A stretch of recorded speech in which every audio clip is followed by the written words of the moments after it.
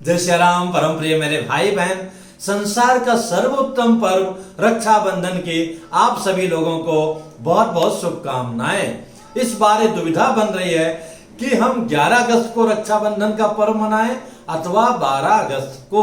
तो मेरे भाई बहन इसका प्रमाण दूंगा। पहले मैं समय बता देता हूं। 11 अगस्त को अगर आपको रक्षाबंधन मनाना है जो कि सर्वोत्तम है शास्त्र विधि के अनुसार में, तो रात्रि 8:53 से लेकर के 9:50 के अंदर मनाना सर्वोत्तम रहेगा। कह सकते हैं 8:53 PM से लेकर के 9:50 PM के अंदर लगभग 1 घंटे का समय सर्वोत्तम रूप में हम सभी लोगों को प्राप्त हो रहा है 11 अगस्त 2022 के दिन। इसका प्रमाण आगे। दूसरी बात, अगर हम जो है 12 अगस्त को मनाते हैं रक्षाबंधन, तो 12 अगस्त को प्रातः काल देखा जाए तो 7:06 के अंदर 7:06 के अंदर मनाना उत्तमोत्तम रहेगा। हालांकि जो भाई बंधु यात्रा में हैं, फौज में हैं अथवा कहीं ड्यूटी कर रहे हैं, वो इस समय नहीं पहुंच पा रहे हैं। और परंपरा के रूप में अगर हम देखें तो हिमाचल प्रदेश है अथवा दिल्ली है, पंजाब है, हरियाणा का कुछ भाग है और स्पेशली उत्तराखंड इत्यादि में तो प्रातः काल को ही ज्यादा स्वीकार किया जाता है। प्रातः काल वाले दिन ही चाहे एक रंच मातृ मुहूर्त मिले मनाया जाता है। तो ये सारे लोग तो लगभग जो है 12 अगस्त को ही मनाएंगे ऐसा लग रहा है। तो 12 अगस्त का तो सर्वोत्तम समय यही है कि 7:06 के मॉर्निंग 7 AM के अंदर हम लोग रक्षाबंधन का पर्व मना लें, राखी बंधवा लें।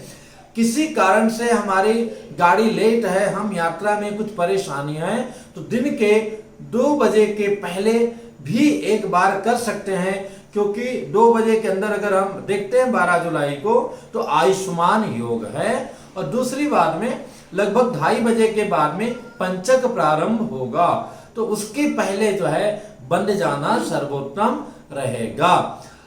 राखी कैसे बांधी जाएगी उसकी बात आगे बताएंगे। उसके पहले ये जो 11 तारीख को हम क्यों बंधाएं अथवा 12 को क्यों बंधाएं उसका प्रमाण, भद्रायाम द्वे न कर्तव्ये श्रावणी फाल्गुनी तथा। भद्रा काल में ये जो श्रावणी का पर्व माना जाता है रक्षाबंधन, ये और जो है होलिका दहन का कार्य नहीं किया जाता है। श्रावणी फाल्गुनी तथा, तो भद्रा का परिहार करके ही जब भद्रा संपन्न हो जाए तभी हमें ये कार्य कराना चाहिए। हालांकि मकर राशि पर जो है चंद्रमा मकर राशि के हैं और मकर राशि की भद्रा स्वर्गलोक की होती है। तो स्वर्गलोक की भद्रा और पाताल लोक की भद्रा ये वो उसका उतना महत्व पृथ्वी लोक पर नहीं होता है, पर शास्त्रों का आदेश है कि श्रावणी और फाल्गुनी दोनों कार्य भद्रा में नहीं करना चाहिए। तो इसलिए जो है ये उचित नहीं है। अब अत्यावश्यक हो तो अगर हम जो 11 तारीख का मुहूर्त की चर्चा कर रहे हैं कि रात में 8:53 से लेकर के, तो अगर कोई, जैसा कि मैंने पहले भी बताया था, किसी को गाड़ी पकड़ना है, रक्षा बंधवाना जरूरी है, तो ऐसी स्थिति में शास्त्रों में आया है कि जो भद्रा का मुख काल है उसको छोड़ करके पुच्छ काल में जो है एक बार जैसे पूछ वाले समय में हम ग्रहण कर सकते हैं। कारित्वावश्य के विष्टेः मुख मात्रम परित्यजेत। मुख मात्र का समय जो है छोड़ देना चाहिए, परित्याग कर देना चाहिए।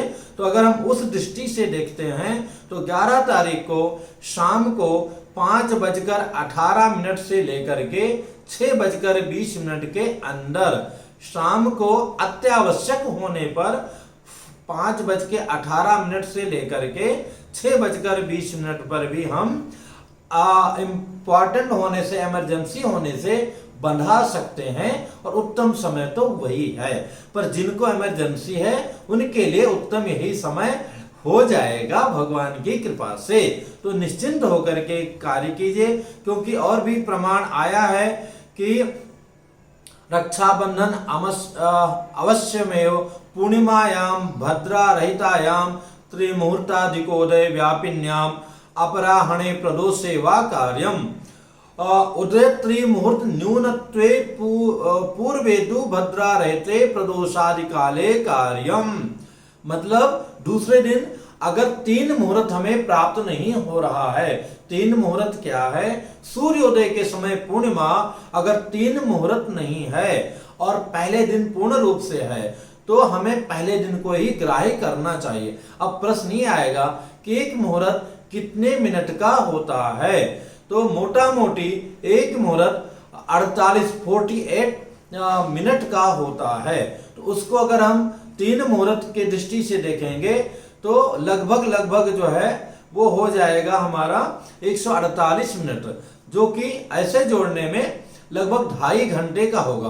तो 7:06 पर ही जय जय सिया राम हो रहा है, तो इसलिए जो है इसको महत्व नहीं दिया गया है एक दिन पहले वाले का, जिस दिन पूर्ण रूप से मिल रहा है। और प्रदोष काल का बड़ा महत्व है। तो प्रदोष काल जो है के अंदर रक्षाबंधन होना जरूरी है, निशीथ काल प्रारंभ होने के पहले।